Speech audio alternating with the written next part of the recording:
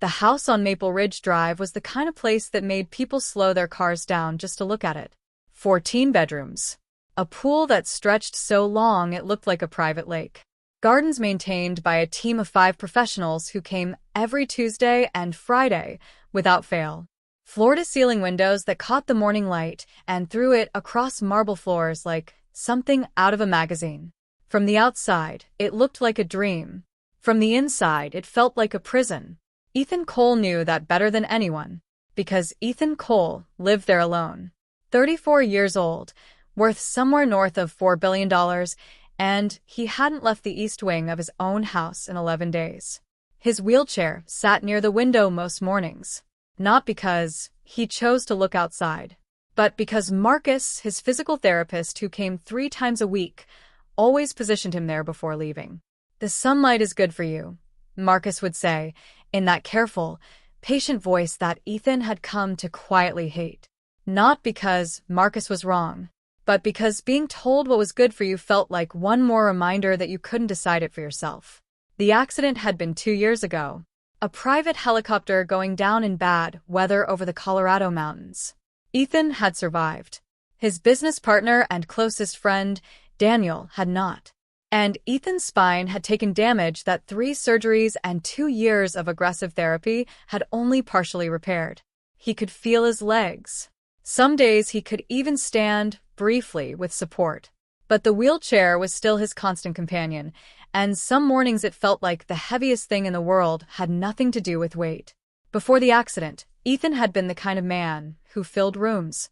Loud laughter, big handshakes, the sort of energy that made people lean in when he talked. He had built Cole Technology from a 2-person startup in a Denver apartment into one of the largest software infrastructure companies in the country. He had been on magazine covers. He had given keynote speeches at conferences where tickets cost $3,000. He had been, by every external measure, a man who was fully, completely alive. Now he read reports that his assistant emailed him. He took calls from his board twice a week. He ate meals that his household staff left outside his door when he was having the bad days, the days when even the thought of sitting across a table from another human being felt like too much to carry. His household staff. That was another thing. He had 4 people who kept the house running. Marco, the groundskeeper. Diane, the cook who came every evening. Stephen, who handled everything from grocery orders to car maintenance. And then there was Rosa. Rosa Delgado had started working for him 8 months ago. She came 5 days a week to clean, do laundry, manage the household organization. She was quiet, efficient. She didn't try to make small talk, which Ethan appreciated more than she would ever know. She moved through the house like she understood that it was his space and she was a guest in it, and she treated that understanding with a kind of dignity that Ethan, in his clearer moments, recognized and respected. He knew almost nothing about her personal life. He hadn't asked. That wasn't the kind of man he was anymore. The man who used to remember the names of every employee's spouse and children, that man had gone down with the helicopter too, in a way. What he knew was that Rosa was reliable. She was never late. She did her work carefully. And sometimes, when she thought he was in the other wing, he could hear her humming softly to herself while she folded laundry. It was a small sound. But in a house that quiet, it carried. It was on a Wednesday in late October that everything changed. Not with a dramatic crash or a moment anyone would have predicted. Just a Wednesday. Gray sky outside. Ethan had skipped his morning call with his assistant because he couldn't find the energy to care about quarterly projections. He had wheeled himself toward the kitchen around 9 in the morning because he wanted coffee, and because making his own coffee was one of the last small acts of independence he still held onto with both hands. The kitchen was on the main floor of the East Wing. Large, open, professional-grade appliances, the kind of kitchen that belonged in a restaurant. Ethan rarely used most of it. He used the coffee machine and occasionally the microwave, and that was the full extent of his culinary life. He turned a corner into the kitchen doorway and stopped. Rosa wasn't there. She was supposed to be cleaning the upstairs bathrooms on Wednesdays. He knew her schedule better than he admitted to himself. But someone was in his kitchen. Someone very small. A little girl, no taller than the second drawer of the lower cabinets, was standing at the kitchen island. She had Rosa's dark hair, pulled into two uneven pigtails that someone had tried hard to make neat. She was wearing a yellow shirt with a small strawberry on the pocket and tiny jeans with the cuffs rolled up twice. She couldn't have been more than 3 years old. And she was cooking. Not pretending to cook. Not playing with plastic toy food. She had pulled a step stool, somehow, from somewhere and positioned it in front of the gas range. The smallest burner was on, turned to the lowest setting. A small pan sat on it. And this tiny, 3-year-old girl was standing on that step stool, gripping the handle of the pan with both of her small hands, and she was stirring something inside it with focused, careful concentration. Her little tongue was pressed between her lips the way small children do when they are trying very hard to do something correctly. Her eyebrows were pulled together in an expression of pure, serious effort. She wasn't singing. She wasn't playing. She was working. Ethan Cole, who had not been truly surprised by anything in 2 years, who had built a wall around himself so complete that almost nothing got through it anymore, froze completely in the doorway of his own kitchen. He couldn't move. Couldn't speak. He just watched. And something happened in his chest that he didn't have a name for right away. Something that hurt and felt warm at the same time. Something that had been locked up so long it didn't quite know how to move through him. He watched this tiny girl cook, alone in his kitchen. And for the first time in 11 days, Ethan Cole forgot to feel sorry for himself. For a long moment, Ethan didn't move at all. His hands rested on the wheels of his chair, and he stayed exactly where he was in the kitchen doorway, watching the little girl stir whatever was in that pan with the kind of total focus that very small children give to things that matter deeply to them. She hadn't heard him. The soft sound of the burner and her own concentration kept her completely in her own world. Her small shoulders were tense with effort. Every few seconds she would stop stirring and lean forward slightly, peering into the pan the way a scientist might examine a critical experiment, then go back to stirring with renewed commitment. Ethan's first instinct was the sensible one. A 3-year-old at a gas stove was dangerous. He should call out to her, gently but quickly, and find Rosa. That was the correct response. But for just another moment he didn't. He couldn't fully explain it then, and he wouldn't be able to fully explain it later. There was something about the scene in front of him that held him in place with a force that had nothing to do with his legs. It was the concentration on her face, the seriousness of it, the way she was approaching this small task as though it was the most important thing in the world. He recognized something in it. Distantly. Like hearing a song you loved a long time ago played softly from another room. Then her grip slipped slightly on the handle, and the pan shifted, and Ethan moved. "Hey," he said, and his voice came out rougher than he intended, rough from underuse and from the speed of the moment. "Hey, careful." She spun around. And Ethan got his first real look at her face. She was beautiful in the way that some small children are beautiful, with a roundness to her cheeks and eyes so large and dark they seemed to take up a third of her face. She looked at him with those eyes now, wide with surprise, one hand still gripping the pan handle, and the other pressed flat against her own chest in a gesture that looked remarkably adult, like she was steadying her own startled heart. They stared at each other. Then she said very seriously, "I'm cooking." Ethan blinked. "I can see that." "Eggs," she added. She turned back to the pan with the clear implication that this explanation was sufficient, and the matter was closed. He almost smiled. It happened so fast and so unexpectedly that he wasn't sure his face knew what to do with it. The muscles felt unfamiliar, like trying to recall the steps to a dance he hadn't done in years. He wheeled himself carefully into the kitchen, positioning himself where he could see the stove clearly. She had cracked one egg into the pan, mostly successfully. There were some shell fragments. The egg was cooking on the lowest heat setting, slowly, and she had added what appeared to be a small amount of butter, which was now browning around the edges. She had actually done this before.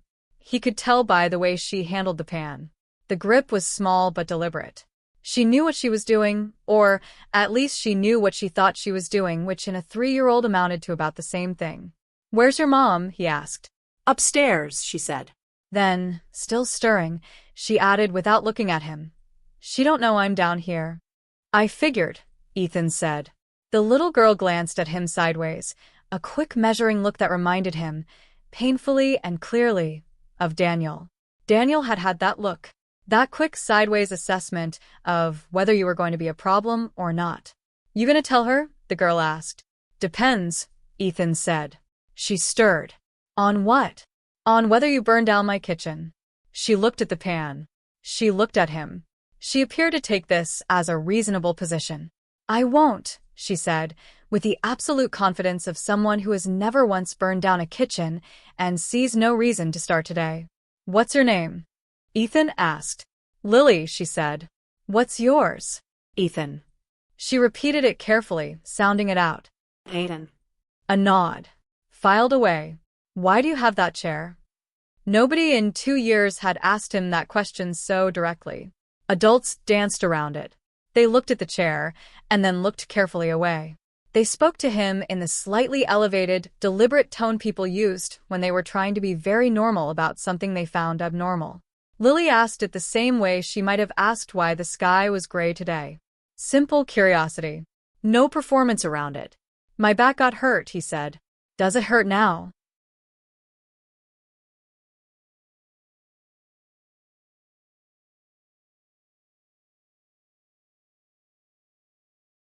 "Sometimes." She nodded again, absorbing this. "My knee hurts sometimes," she offered. "I fell off the slide." "That sounds rough," Ethan said. "It was," she agreed seriously. He watched her work on the egg for another minute.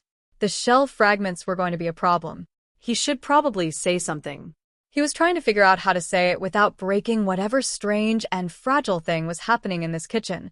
This odd, quiet conversation between a 34-year-old billionaire in a wheelchair and a 3-year-old girl who had snuck downstairs to make herself breakfast. "Who taught you to cook?" he asked. Lily's face changed. Just slightly. A small shift that a less attentive person would have missed entirely. But Ethan had spent 2 years in a quiet house, and he had gotten very good at reading small shifts. "My abuela," she said. Her voice had gone softer. "She teached me." He noticed the past tense. He didn't ask about it. "She must have been a good teacher," he said instead. Lily looked at the egg. "She was the best," she said quietly. And then, briskly, with the decisiveness of someone who has decided a topic is finished, she said, "I put too much butter." "A little bit," Ethan agreed. "Abuela says a little too much butter isn't the same as wrong," Lily said. "She says it's just extra." Something shifted in Ethan's chest again. That same sensation from before. The warm thing with the ache inside it. "Your abuela sounds smart," he said. "She was the smartest," Lily said simply. It was at that moment that Rosa Delgado appeared in the kitchen doorway. She saw her daughter first, then the stove, then Ethan, and the sequence of her expressions moved through alarm and apology and deep mortification so quickly it was almost painful to watch. "Lily." Her voice was controlled but tight. "Get down from the stool." "But Mama," the egg. "Now, Mija." Lily got down. Carefully. She stepped off the stool with deliberate precision and stood holding her hands together in front of her with the expression of someone who knew they had done something they weren't supposed to and was now calculating the extent of the consequences. Rosa crossed to the stove, turned off the burner, and turned to Ethan. Her face was composed, but her eyes were full of something that looked like fear. Not of him specifically, maybe, but the kind of deep, careful fear that people who need their jobs carry when something goes wrong. "Mr. Cole," she said. "I'm so sorry. I don't know how she got down here. I had her sleeping she was supposed to be. I'm sorry. This won't." "Rosa," Ethan said. She stopped. "The egg is going to get cold," he said. Rosa blinked. Ethan looked at Lily. "Do you want to eat your egg?" Lily's eyes went from her mother to him and back to her mother. "Can I?" she asked Rosa. Rosa stared at Ethan for a moment, as though she was trying to figure out the correct answer to a question she hadn't been given enough information to solve. "It's fine," Ethan said quietly. And then, because he wasn't sure Rosa had fully heard him, or maybe because he wanted to make sure he had fully meant it, he said it again. "It's fine." "Really?" Rosa looked at her daughter. Lily was already climbing back onto the stool, reaching for the pan handle with total confidence that the matter had been resolved. Rosa stood very still for a moment. "Thank you," she said. Her voice was barely above a whisper. Ethan turned back to watch Lily rescue her egg. She put in too much butter, he said, by way of conversation. She always does, Rosa said. And just like that, quietly, without anyone deciding to, they were all three of them in the kitchen together. The gray October light came through the windows. The house that had been so empty for so long had, for this moment, something in it that it had not had in a very long time. Something that felt almost like life. The egg had too much butter and several shell fragments, and it was, according to Lily, the best egg she had ever made. She ate it at the kitchen island, sitting on a stool that Rosa had patted with a folded dish towel, using a fork that was clearly too large for her small hands, but which she wielded with determination.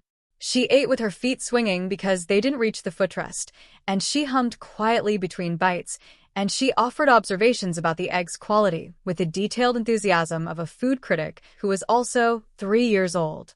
"This part is good," she said, pointing with her fork to the left side of the egg. "This part is a little bit rubbery," Rosa corrected softly from where she stood near the counter, looking like someone trying very hard to be invisible. "Rubbery," Lily agreed. She ate the rubbery part anyway. Ethan had made his coffee. He sat at the far end of the island with his mug and told himself he was just waiting until the child finished eating before asking Rosa to make sure the kitchen was back in order. That was a reasonable thing to do. That was a normal thing to do. He was a man who needed his kitchen back in order. But he didn't leave. He sat with his coffee and watched Lily eat her egg and listened to her opinions about it. "Do you eat eggs?" Lily asked him, without looking up from her plate. "Sometimes," he said. "Do you make them yourself?" "No." She considered this. "Can you?" Ethan looked at his coffee. It was a surprisingly complicated question. He probably could. He had no physical reason he couldn't manage basic cooking, especially sitting at the kitchen island. It was one of the countless things he had quietly stopped doing without ever making a formal decision to stop. "Probably," he said. Lily nodded as though this was a satisfactory answer. "I can teach you," she offered generously. "I know how." Rosa made a small sound from near the counter. "She's been cooking since she was 2, Rosa said carefully, the way you say something when you're not sure if it's going to land as charming or alarming. "She watches everything." "Abuela let me stir," Lily said. This was said with great significance, the way someone might mention that they had been granted an important honor. There was that word again. The past tense sitting inside it quietly. Ethan looked at Rosa. Rosa was looking at Lily with an expression that contained more things than Ethan could cleanly name. Love, yes, but also grief, and exhaustion, and the particular tender sorrow of watching someone you love carry a loss that is too big for them and too small for you to fix. "She passed away 4 months ago," Rosa said quietly, answering the question Ethan hadn't asked. "My mother, Lily's grandmother." She kept her voice very even, and she kept her eyes on Lily. "She lived with us. She helped with Lily while I worked." The sentence landed in the kitchen and sat there. Ethan understood then, all at once, several things that he should probably have understood before. Why Lily was here in this house. Why Lily was in a kitchen trying to make her own breakfast. The careful management of childcare and work schedules that Rosa must be performing every day, the constant mathematics of it, the way a single equation falling apart could mean everything falling apart. He also understood something about the cooking. "She's been making her grandmother's recipes," he said. It wasn't a question exactly. Rosa glanced at him, and something in her expression shifted, like she was surprised he had gotten there. "The simple ones," she said softly. "The ones Elena taught her. She asks me every few days to make them. And sometimes," she paused, "sometimes she wants to do it herself. Because that's how Mama taught her. That she should know how to do it herself." Lily had finished her egg. She was running her fork around the plate in small circles, not quite ready to be done with the meal. "Abuela said cooking is how you take care of people," Lily announced, to no one in particular and to both of them at once. She said that. Ethan's coffee had gone slightly cool. He didn't notice. "She was right," he said. Lily looked up at him then. Full, direct eye contact, those enormous dark eyes. She studied him for a moment with that sideways, measuring look. "Are you lonely?" she asked. "Lily," Rosa said immediately. "It's okay," Ethan said. He looked at the little girl. He thought about all the careful, evasive, sophisticated answers he had given to that question over the past 2 years. To his board members. To his family on the increasingly rare phone calls. To Marcus, the physical therapist. To the one journalist who had caught him in a weak moment, an interview he had later asked his PR team to manage very carefully. He had never just answered the question. "Yeah," he said. "I am." Lily looked at him with the particular gravity that small children can carry, the gravity that comes from not yet having learned that some truths are supposed to be softened before they're delivered. "We're not," she said. She pointed to herself and then to Rosa. "Because we have each other." Rosa made a sound. It was soft. It might have been the beginning of something she decided not to say. "That's good," Ethan said. And he meant it in a way that surprised him, coming from somewhere genuine and unguarded that he hadn't visited in a long time.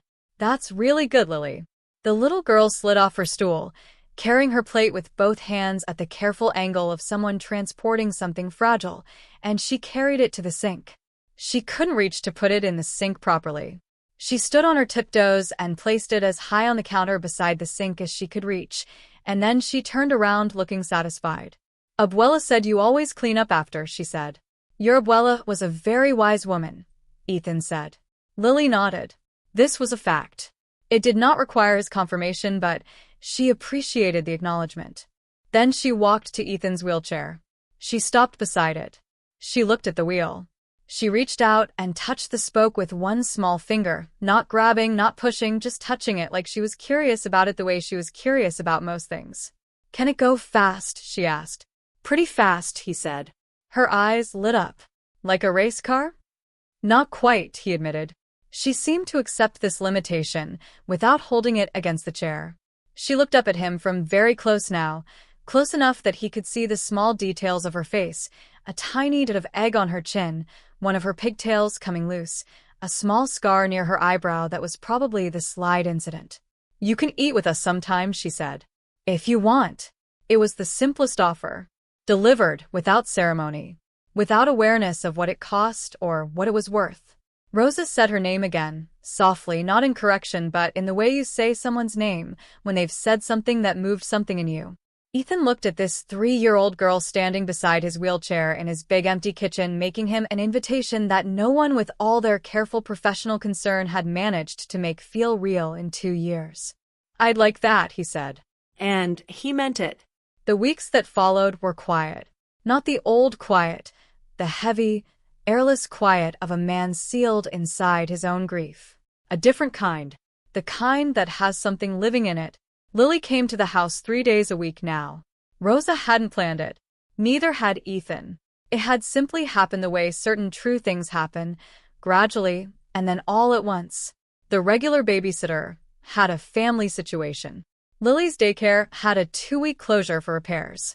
Rosa had come to Ethan's door on a Tuesday morning with Lily on her hip, an apology ready in her expression before she'd said a single word. "She can stay in the East sitting room," Rosa had said. "I'll set her up with her books and her drawing things. She'll be quiet, Mr. Cole. You won't even know she's there." Ethan had looked at Lily. Lily had looked at him. She was wearing a shirt with a yellow sun on it. "That's fine," he said. By 9:30 that morning, Lily had migrated from the East sitting room to the hallway outside Ethan's office, where she sat on the floor with her crayons and drew what she told him was a map of her grandmother's house, every room labeled with invented spelling that he couldn't read but that she was happy to translate, room by room, in detail. By 10:15 she was inside his office. By 11 she had opinions about the large world map on his wall, and wanted to know which of the blue parts were oceans and which were lakes, and what was the difference, and how did fish know which ones they were allowed to be in. Ethan answered every question. He didn't know when he had decided to do that. He hadn't decided, exactly. It had just seemed impossible to do otherwise. Lily asked questions with the sincere intensity of someone who actually wanted the answers, and Ethan found, to his own surprise, that he knew a great many answers. He had built a technology company. He had read widely. He had a good mind, a mind that had been going to waste on quarterly reports and the ceiling of his bedroom at 2 in the morning. Lily did not care about quarterly reports. Lily wanted to know about oceans and fish, and why some countries were very large and some were very small, and whether the people in small countries felt crowded. He rolled his chair to the map. He pointed. He explained. She stood beside his chair with her hands behind her back, listening with the same fierce concentration she brought to cooking. My abuela came from here, she said one morning, pressing her small finger to Mexico on the map. She looked at it for a moment. Is it far? From here? Yes. Pretty far. Did she walk? No, baby. She probably drove. Or maybe flew. Lily considered. I want to go there, she said. When I'm big. She paused. Can I take my abuela when I go? The room was very quiet. She's in your heart, Ethan said. So she'll go wherever you go. Lily looked at the map. She looked at her chest. She pressed her hand flat against her sternum, the same gesture he had seen her use that first morning in the kitchen when she startled. But this time it wasn't fright. It was something else. Okay, she said, with the deep seriousness of someone making a decision. Then she can come. She turned back to the map and asked him about Africa. Rosa watched these exchanges sometimes from the doorway. She never interfered, never redirected Lily away from him.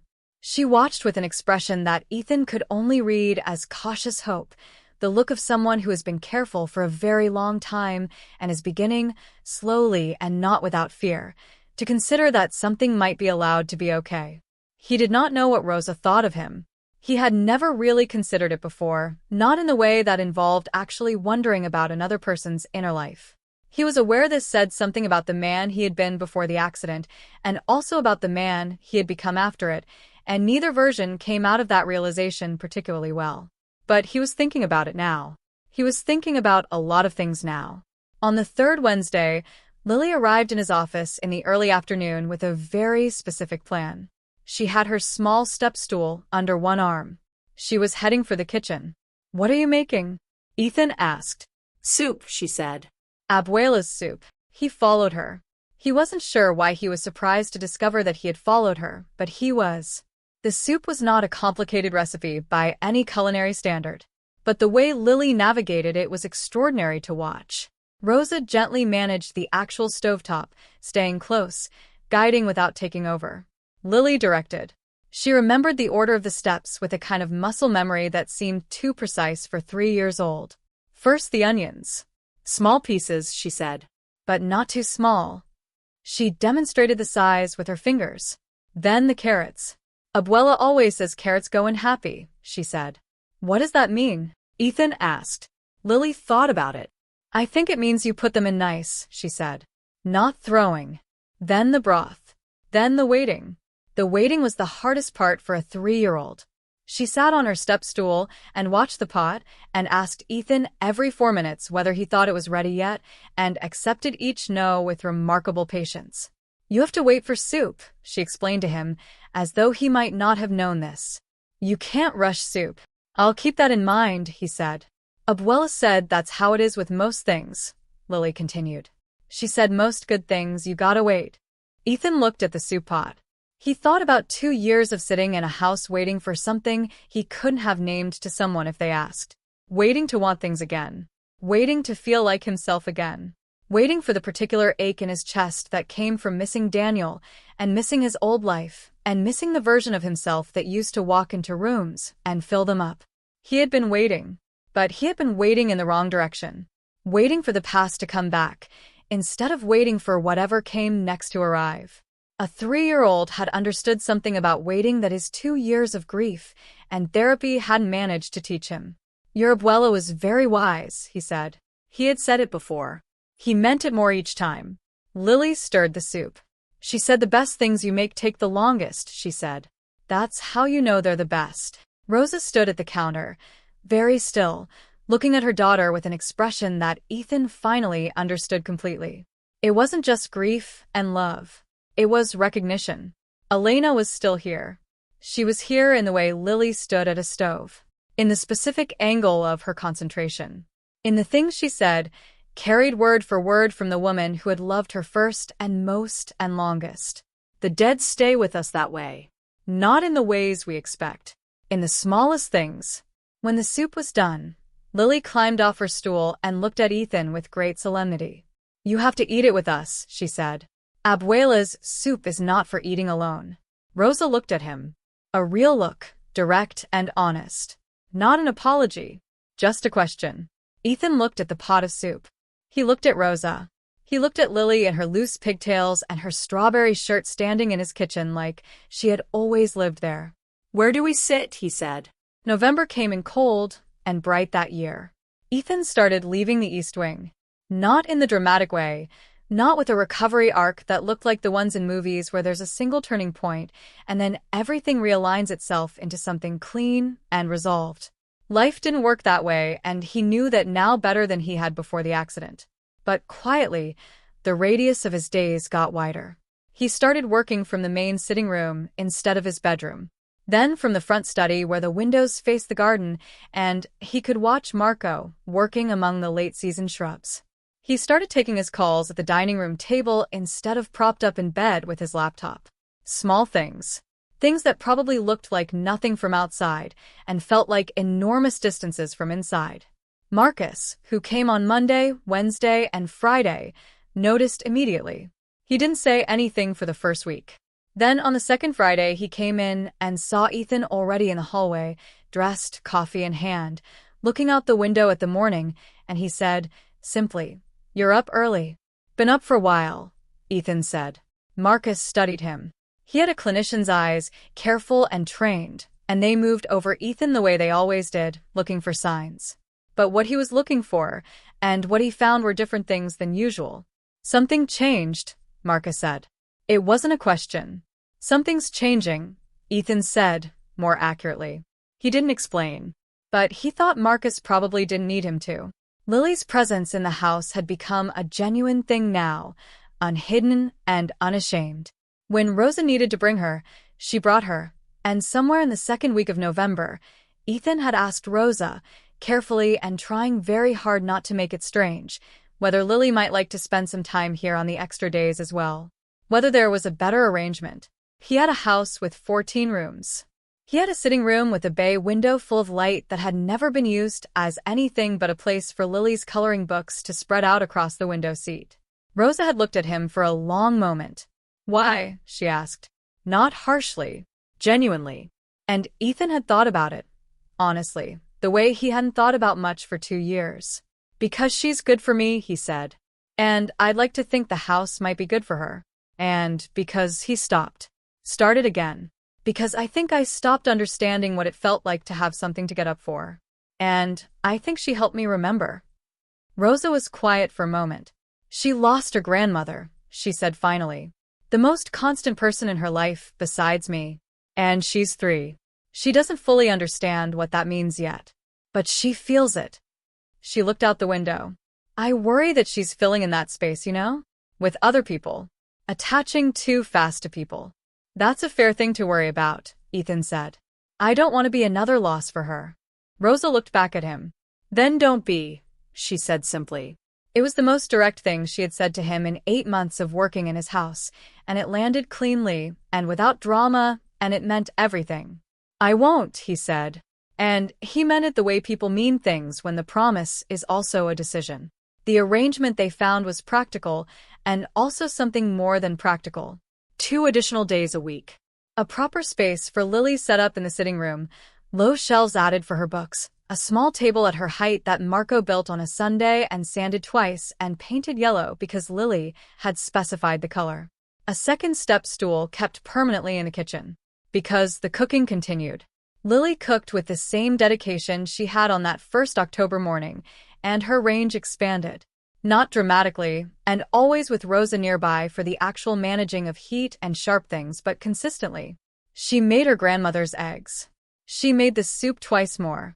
She attempted, with partial success, a kind of corn cake that she claimed her grandmother had made every Sunday and which required 3 tries before the texture was something she considered acceptable.